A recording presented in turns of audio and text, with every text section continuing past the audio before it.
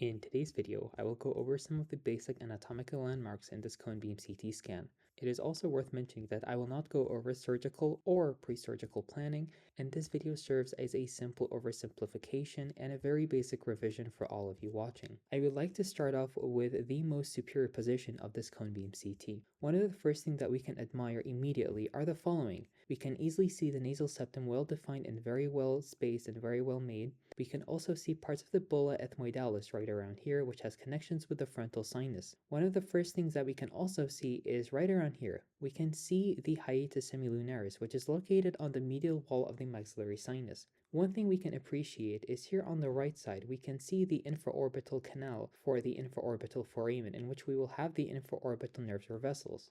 I will actually zoom in right now so you can see it more clearly. So this canal leads to the infraorbital foramen, and this is where we can provide the infraorbital nerve block. This here is a segment of the bulla ethmoidalis respectively, and here we have the hiatus semilunaris, which connects the medial wall of the maxillary sinus with the nasal cavity. Over here we have the middle nasal meatus, and if we were able to go more superiorly, we would be able to identify the middle conchae or middle nasal conchae. The middle nasal conchae is part of the ethmoid bone. We can see very well that over here we have the nasopharynx well defined. And also right around here, if we zoom in right around here, this space is called the pterygopalatine space or the pterygopalatine fossa.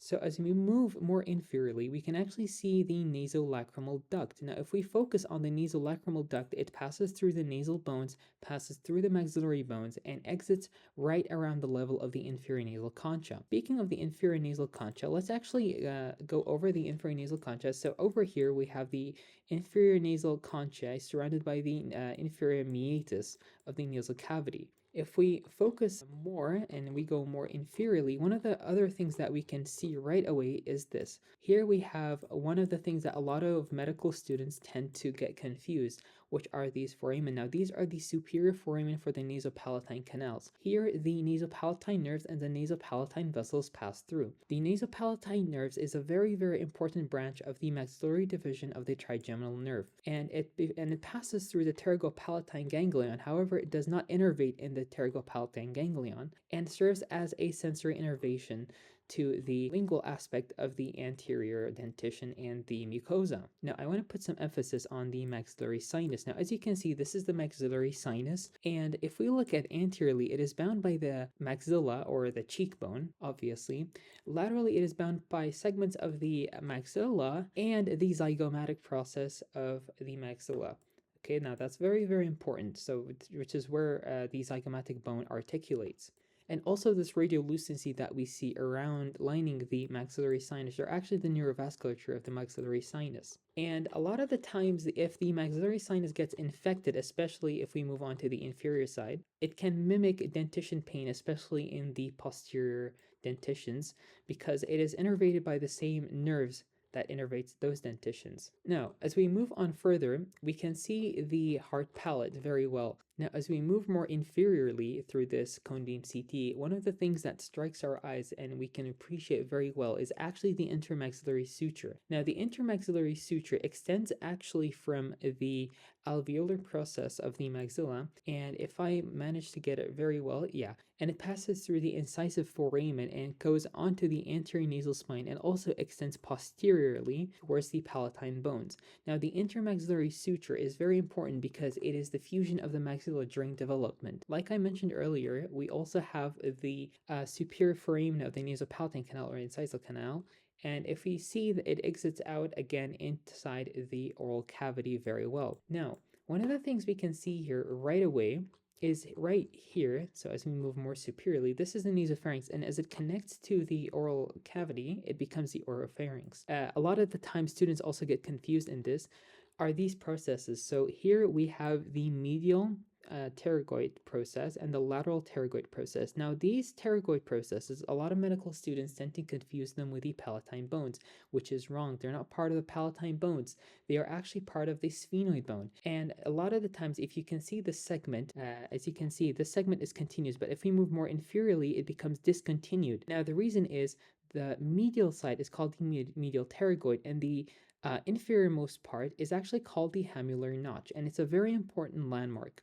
And on the lateral side, it is called the lateral pterygoid plates, which is part of the sphenoid bone, like I mentioned. Now, posterior to these plates is actually the infratemporal fossa. Now, let's go back to the palate exactly. The palate, or the hard palate, is formed by two bones. Most importantly, the maxillary bone, which is lined right where I'm outlining it right now, and the palatine bones, which is right around here. Now, the palatine bones are very, very small bones, and if we focus on the palatine bones, they're actually a pair. Just like the maxillary, they're also interconnected as a pair, and we can see this round radiolucency as we move more superiorly. We can see those large round radiolucencies, which are very, very important. We're going to focus mainly on two of those radiolucencies. Those two large radiolucencies are very, very critical and important for the neurovascular structures. Now, the larger one is called the greater palatine foramen, and the smaller one is called the lesser palatine foramen, respectively. Now, they have their own neurovascular structures, and typically what comes out of the greater palatine foramen is actually the greater palatine nerves, and what comes out of the lesser palatine foramen is actually the lesser palatine nerves. Now, they're important for the greater palatine nerve blocks, which are one of the most important nerve blocks we perform in the clinic. A lot of students get confused when they're asked about this segment or radiolucency right around here. This is called the soft palate,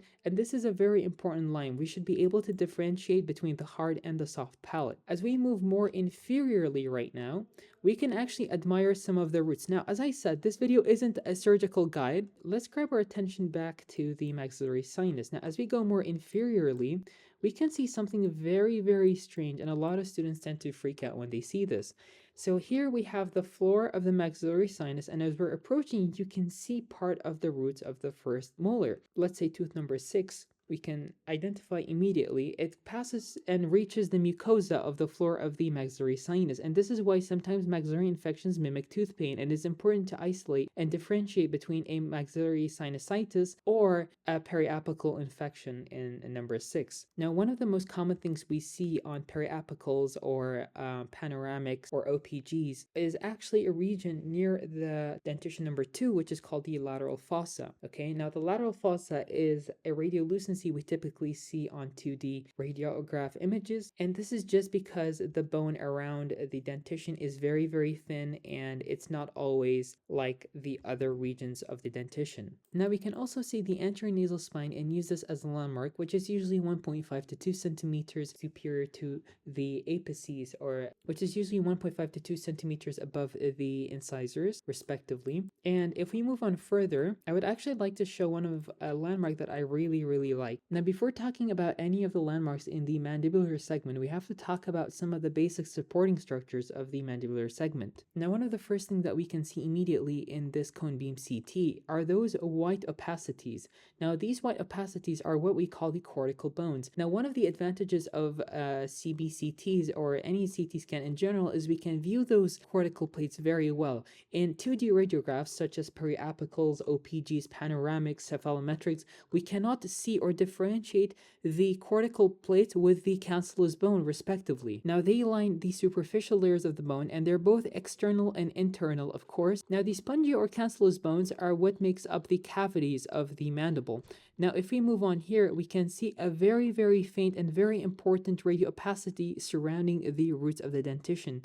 And those radiopacities are called the lamina dura or the cribriform plate, not to be confused with the cribriform plate in the anterior cranial fossa. Now, the cribriform plate is much more dense than the surrounding spongy bone and typically lines the dentitions, and the cribriform plate is much more mineralized. Now, the thing about the cribriform plate is it becomes more radiopaque the more trauma it undergoes, especially through dentitions. Now, one of the structures we can appreciate immediately right here in the mandible is the mental foramen. Now, the mental foramen is a continuation of the mandibular canal. You can see the opening of the mental foramen, and the mandibular canal can be seen as we're moving more inferiorly. Now, the mandibular canal can easily be followed because of the radiopaque lines. Now, these radiopaque lines have similar composition to the cortical plates, so they can therefore be followed easily. Now, you can see the mandibular canal going more superiorly and extending into the mandibular foramen, which is the site where we inject the inferior alveolar nerve block. Now, why do we call it the inferior alveolar nerve block? It is because the nerve and vessels that pass through here are the inferior alveolar nerve and exits in through the mental foramen, and the name gets to be converted to the mental nerves and vessels, respectively. Now, another anatomical landmark we can see on the internal surface of the mandible are the genial tubercles, which are the sites of the attachment of the genioglossus and the geniohyoid muscles, respectively. And we can also see something we call the incisive fossa. Now, the incisive fossa, just like the lateral fossa, appears as a brief radiolucent region in periapical and panoramic radiographs and is due to the lack of density of bone, especially in the incisive region.